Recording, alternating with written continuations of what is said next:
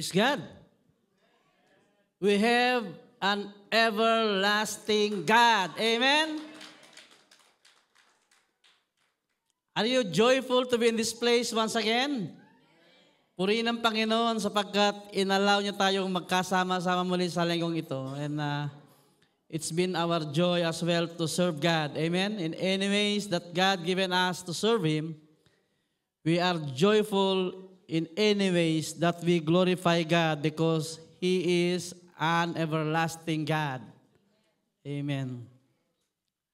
And as we had a sermon last Sunday pertaining to sovereignty of God, who is able us to keep us from stumbling, is a great statement that God assured His people to eternal dwelling, and that all His people will be presented without finding fault. Sabi nga ng ating talata, and citing Jude in 2 verse 24 to 25, as Pastor Jong exhorted that last Sunday.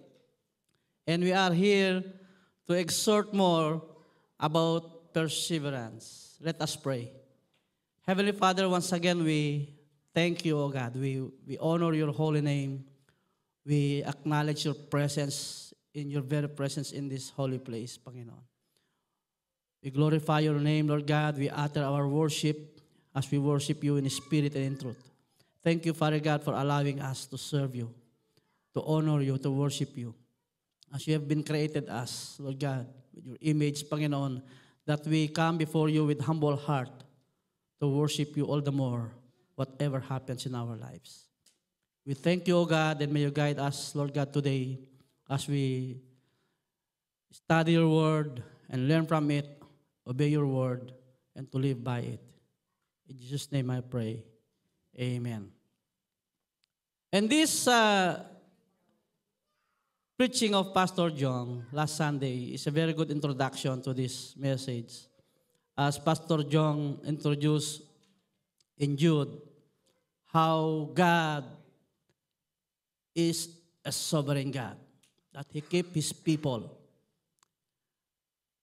In fact, the entire Bible has its full promises to our future, to all believers, that all these things that has been written in the Bible that we are longing for. And however, the condition must be is to motivate us to persevere. Oh, sabihin mo sa katabi mo, you persevere as followers of Christ. So, logical point is that our God who are believing is sovereign, holy, magnificent, full of grace, full of mercy, and love. Amen ba tayo doon? Amen. And as we are designed to worship and created by God to be in fellowship with Him, we should be clinging to Him, holding all these promises for us to be steadfast. And with that, we put all our faith in Him. And so, why faith? Bakit pananampalataya? Why faith? Faith is very relevant to every believer. And as the scripture says, without faith, you cannot please God. In Hebrew 11, verse 5 to 7, as it states there, by faith, Enoch was taken from his life so that he did not experience death. He could not be found because God has taken him away. For before he was taken, he was commended as one who pleased God. And in verse 6, and without faith, it is impossible to please God. Because anyone who comes to Him must believe that He exists and that He rewards those who earnestly seek Him. In verse 7, by faith, Noah, when warned about things that yet seen, in holy fear, he built an ark to save his family. And by his faith, he condemned the world and became heirs of the righteousness that is in keeping with faith. In the same way, in Romans chapter 3, Apostle Paul, in his epistle, explained the larger context. That from the beginning to the end, and in Romans 4, has been about Abraham's faith as the example of justifying faith. The fact that Paul would devote a whole chapter in this letter to helping us see that Abraham was justified by faith shows how crucial that Jewish question was for Paul. Christianity is not a separate religion from Judaism. That's what in Paul's mind. And there must be continuity and harmony in the way of salvation for the Jews and Christians. So he labored for a whole chapter to show that Abraham was justified by faith and not by works of the law. That's why in Romans chapter 3, verse 16 and 17 says, therefore, the promise comes by faith so that it may be by grace and may be guaranteed to all Abraham's offspring, not only to those who are of the law, but also to those who have the faith of Abraham, as he is the father of us all, tayo. And as it is written, I have made you a father of many nations. He is our father in the sight of God, in whom we believe. He believed, the God who gives life to the dead and calls into being things that were not. So with this, all believers are called to persevere in faith. Faith to God Almighty. Amen? So with godly wisdom, we are to search and be rightfully act according to God's desire and live a life with perseverance. As Pastor Jong expounded the book of Jude in chapter 2,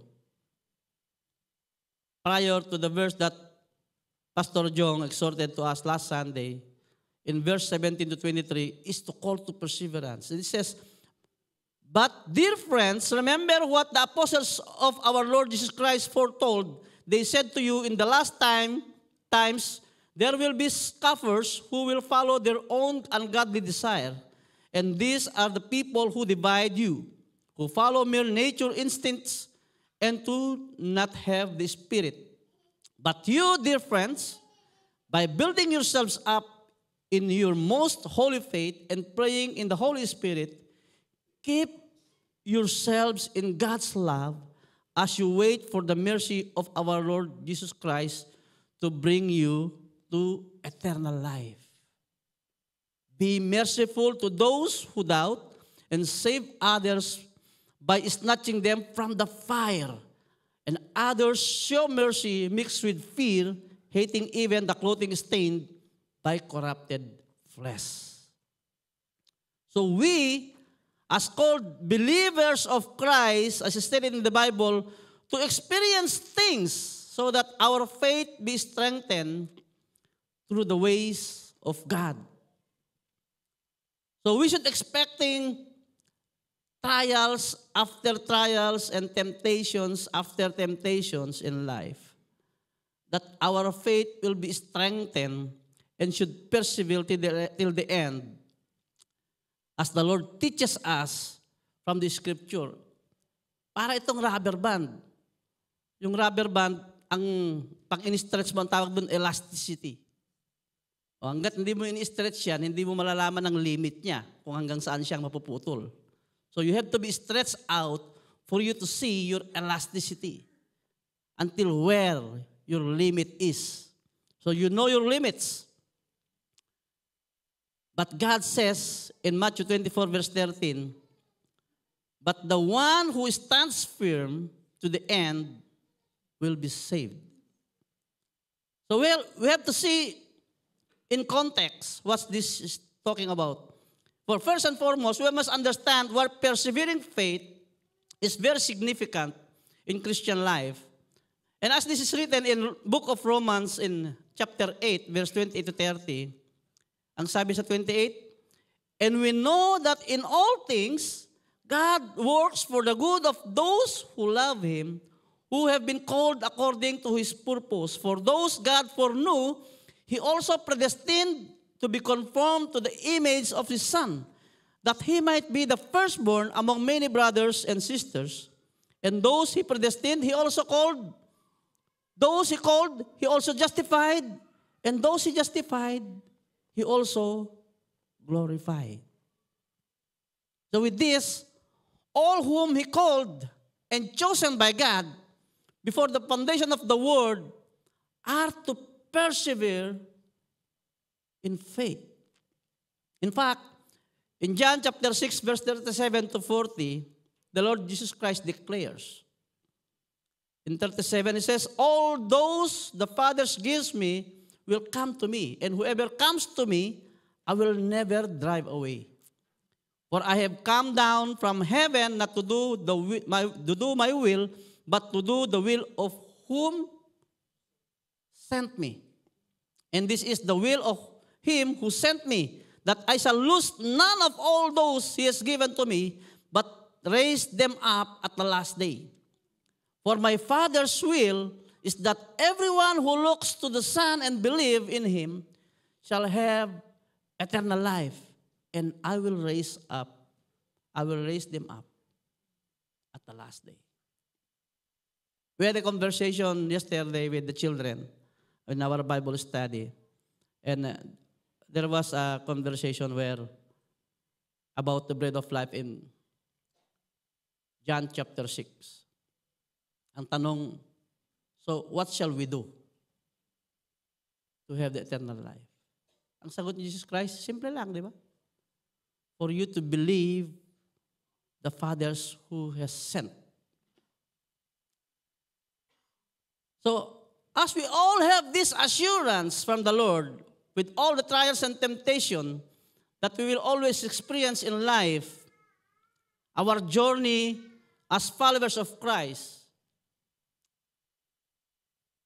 in the text that we have read in James chapter 1, verse 2 to 3, states that, consider it pure joy, my brothers and sisters, whenever you face trials of many kind, because you know that testings of your faith produces perseverance. At some point, many people could not understand the contrast of being joyful, yet you are having trials of many kind. And having trials and suffering, yet you are joyful. Parang napakahirap, ano? Naghihirap ka, pero you are joyful. In this way, your deep confidence, as we have that faith with God, and as we know that we have a loving God, we are joyfully practicing our faith because He is the one holding us. Amen? It is a process for every believer to develop a godly character. At in any circumstances, as every believer are to conform to the image of His Son, who is the Lord Jesus Christ. So why faith? Bakit pananampalataya? God chose faith as the way to justification because if faith accords with grace, and grace is the free sovereign works of God that makes the promise certain. Amen? Persevering faith. Sa Tagalog, matiyagang pananampalataya. The same thing as it is written in Romans 5. In verse 1 to 5, sabi doon, therefore, since we have been justified through faith, we have peace with God through our Lord Jesus Christ, and through whom we have gained access by faith into this grace in which we now stand. And we boast in the hope of the glory of God. Not only so, but we also glory in our sufferings, because we know that suffering produces what? Perseverance. And perseverance, character, and character, hope. And hope does not put us to shame because God's love has been poured out into our heart through the Holy Spirit who has been given to us. And with all this encouragement, my brothers and sisters, we are holding on to God with all these promises that we have read. So whatever circumstances that you may have in life, you and me will experience more. And with that, we should persevere in faith. Last Sunday, I exhort about David having his son is about to die, kneeling down before God, but after his son died, he worshiped and joyfully honored the Lord. It's very strange to some, but that's how it is. The life of a Christian must be faithfully persevering. I have prepared 3 points to ponder with this message. And number 1 is the power of perseverance. Never give up. The power of perseverance. Don't give up. And there will be time when you feel like giving up in your faith. Narating ba yun yung point na yun? Para bang gusto mo lang umayaw? On your calling, on your relationships. But God promises that if we don't give up, we will see the harvest. The key is to remain steadfast, knowing that God is with us every step of the way. So are we persevering with our own strength? No. God allows to persevere us in faith because He strengthens us and making us develop an attitude in maturity of Christianity. And God is giving us the power of perseverance as the Holy Spirit guiding us in every way how to persevere. Hindi sarili mong kakayanan. And with that, in James chapter 1, verse 4-5, as we continue, let perseverance finish its work so that you may be mature and complete, not lacking anything.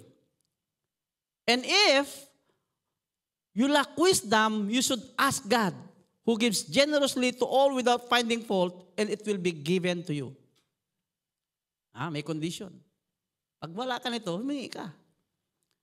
So we have to persevere with faith, as the scripture says, to be mature and complete. With rightful mind, as we are with God, the Holy Spirit is guiding us every day in all our ways, that we are to be completely dependent to God.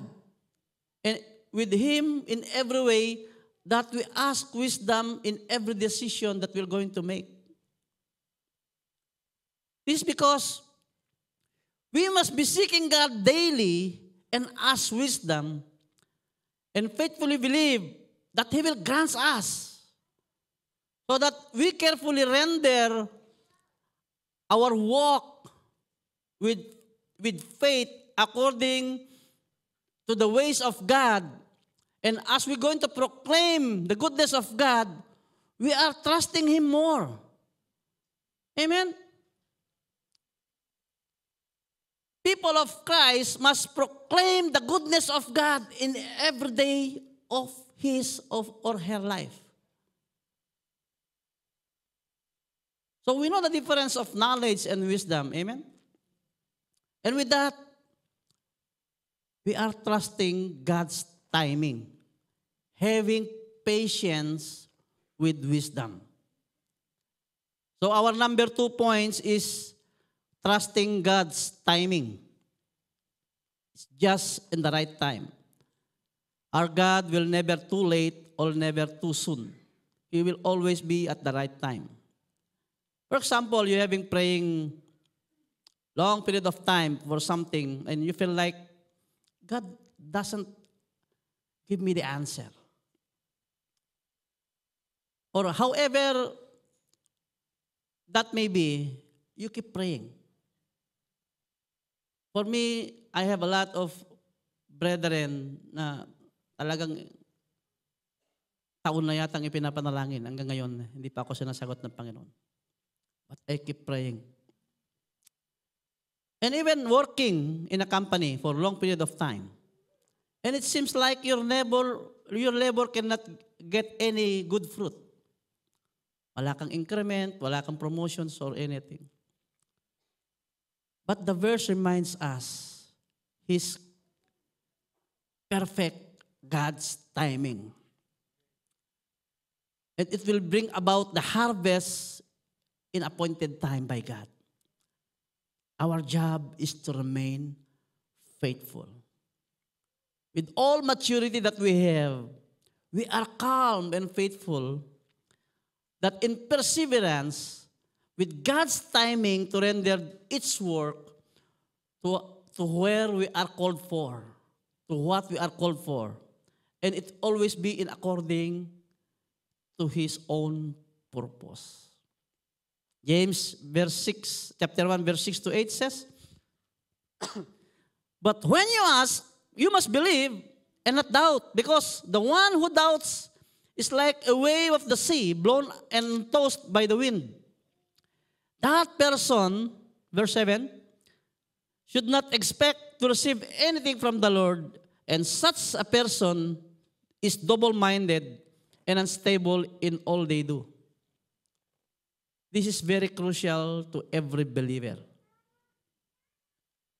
This verse doesn't speak about one single circumstance.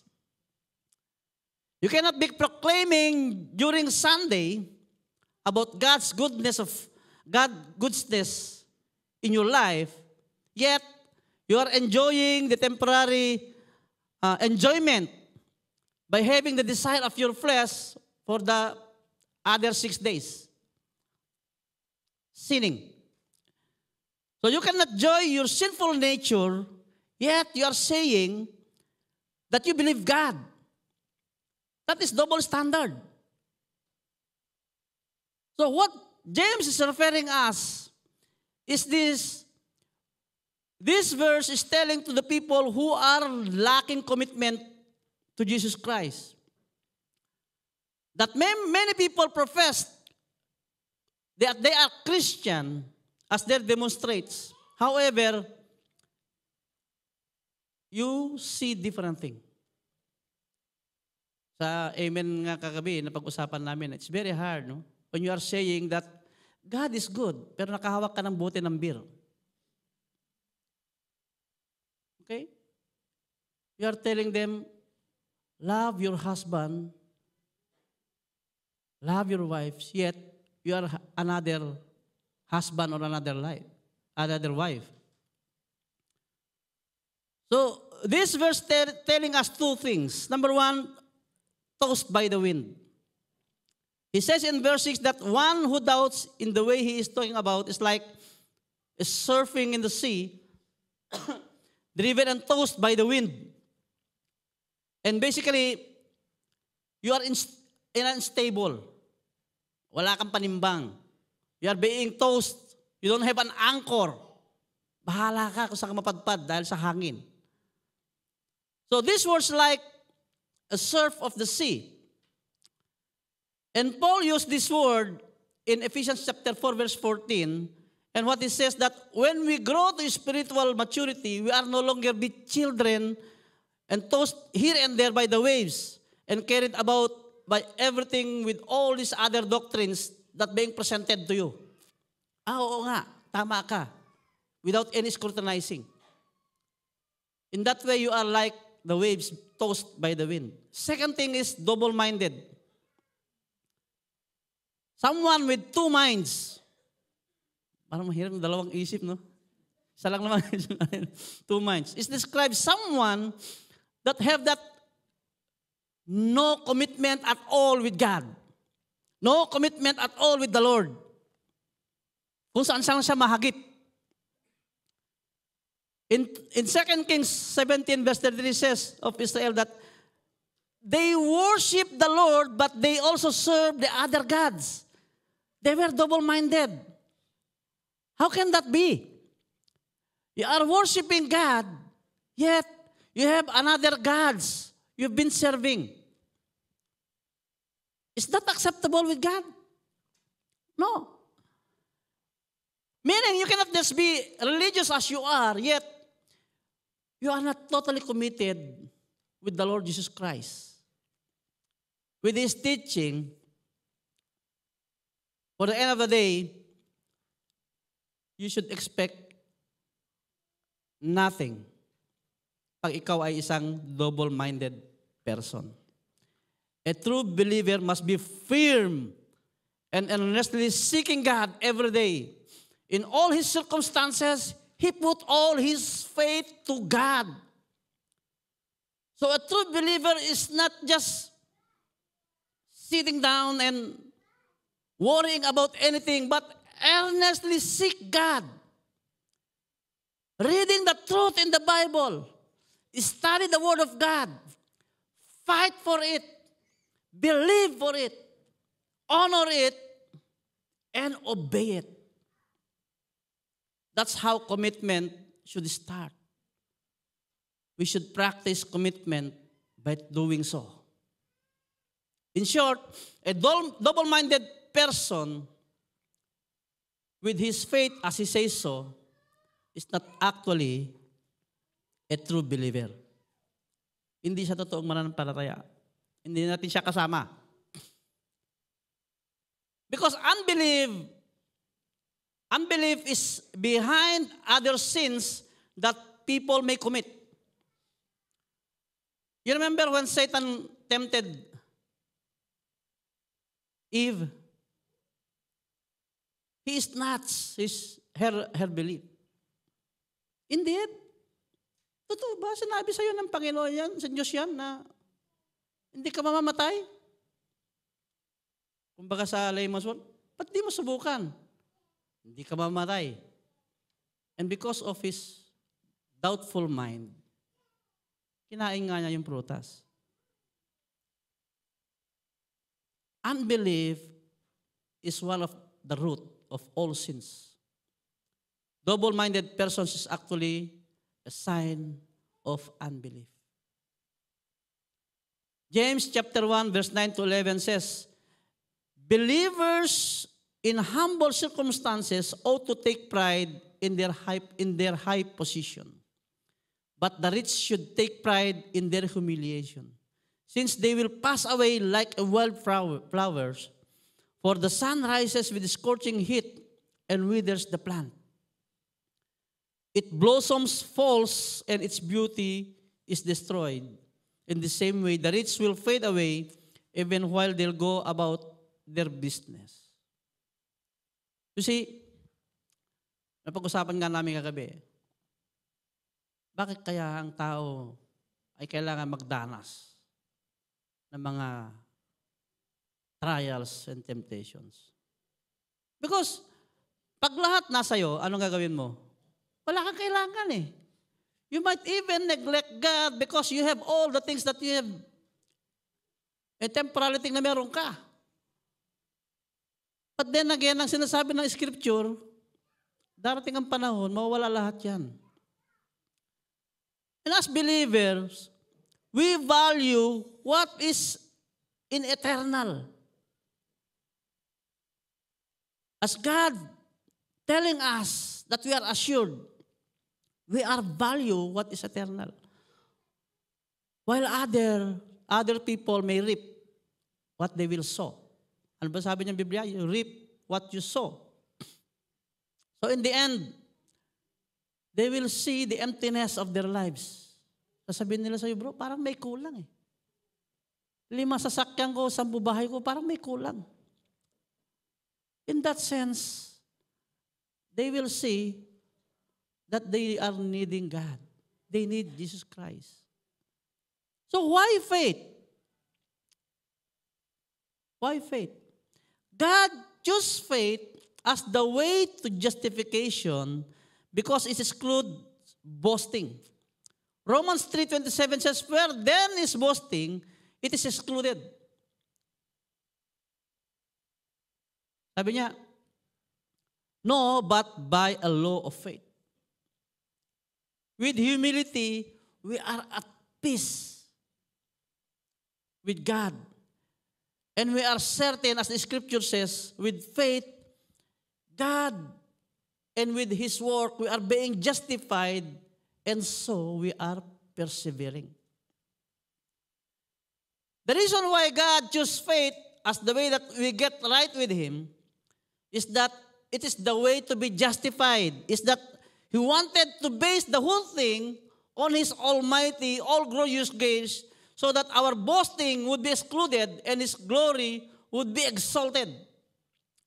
And our salvation would be certain. Our pride is putting down. God's glory is lifted up. And salvation is made true. And therefore, rejoice that your justification is by grace through faith. That's why he says in James chapter 1 verse 12, he says, blessed is the one who persevere under trials, because having stood the test, that person will receive the crown of life that the Lord has promised to those who love Him. Hindi yung nag-persevere ka ngayon, may 100 ka. Pag nag-persevere ka bukas, may 2,000 ka. It talks about death and life. It talks about eternal heaven or eternal hell. We are called to persevere in faith under trial because He promised eternal things. And we are to glorify God under trials. That's how David did during his time. Jesus Christ, in His very message in John chapter 10, verse 27 to 28, clearly assured us, for those who are being called, in verse 27 it says, my sheep listen to my voice, and I know them, and they follow me. I give them eternal life, and they shall never perish. No one will snatch them out of my hand. With this assurance from the Lord, Jesus Christ surely motivates us to persevere in faith. And we must embrace our calling that we are His handiwork. Ephesians 2, verse 10, it says, for we are God's handiwork, created in Christ Jesus to do good works, with God prepared in advance for us to do. And that pointing us in our point number 3, the call to consistency. Let's not get tired of doing what is good in the sight of God. Galatians chapter 6, verse 9, it says, let us not become weary in doing good, for all the proper time we will reap a harvest if we do not give up. This speaks to the reality that sometimes doing good can be exhausted. It's very exhausting. But whether it's serving in the ministry, or caring for others, or standing up for righteousness, you are bringing glory to God. You are glorifying God. So, in every time you felt in your moment that you are growing weary, pagod ka na, go back to the scripture for you to be encouraged. Who God is in your life. Sino ba ang Diyos sa buhay mo? Is He a temporal God? Or is He a permanent God? Hindi tayo mananawa. Bagkus magpatuloy tayo sa ating lakbayin at gawin ang mga mabuting gawa na pinagagawa ng ating Panginoon. Ito ay bunga ng ating spiritual na pamumuhay. This is the fruit of the Spirit should be seen sa ating buhay. Not just because you are obligated to do so. But because of out of your joyful living with God, you are doing so. Hindi ka napapagod. Pag napagod ka, itulog mo lang yan, bukas uli panibagong buhay. And you will gain again another strength because God will refresh His people day by day. That's why James chapter 1 verse 1 to 12 teaches us that God uses suffering as part of His redemptive plan to make us more like Christ. That this would encourage us to trust God joyfully and patiently in the midst of all troubles that we are going to have, knowing that He is working with us for our good. Amen?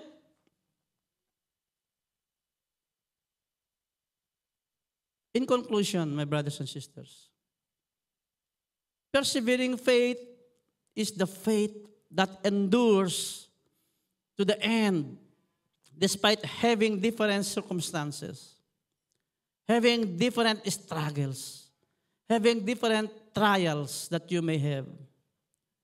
But it is the evidence that our faith is from God, not from a man. It is also the result of God's sovereignty and grace. That you acknowledge in every success of your trials and temptation, you acknowledge God allows you to be success at some point. That the Holy Spirit, who has been given as a promise to guide us every day, is for us to have the power of perseverance. Persevering faith is not effortless or automatic. Para bang, alam naman ni Lord ang pinagdaanan ko. Siya na bahala dito. Ilata ka na lang. God wants you to be seen acting in accordance to what He wants you to do in according to His purpose. You act as one. Don't just be a lame, lying duck. It is a process leading us to heavenly inheritance. So perseverance in faith is not just sitting down. It means that God Himself makes sure that your perseverance in faith will prosper. Not in perfection in faith, but perseverance with persistence. With what we have seen in Romans 8 verse 30, and those He predestined, He also called. And those He called, He also justified. Those He justified, He also glorified. Say it all. That last clause is crucial. It says that those whom God has justified, He most certainly will glorify. It's as good as done. That is, He will certainly bring them into everlasting life and glorify with Himself in the end. God will certainly and eternally save those who have been justified. And if our justifications comes through faith with perseverance, then God will see to it that we certainly persevere in faith till the end of our life. Philippians chapter 1 verse 6 says that He who began a good works in you will carry out it on to complete until the day of Christ. God is the one who began this good work in your life, in my life. And I am certain that He won't stop before it will be completed on the days of Christ as He returns. And I'm convinced that God who begins these good works in you and me, He will carry it through to completion on the day of Christ Jesus.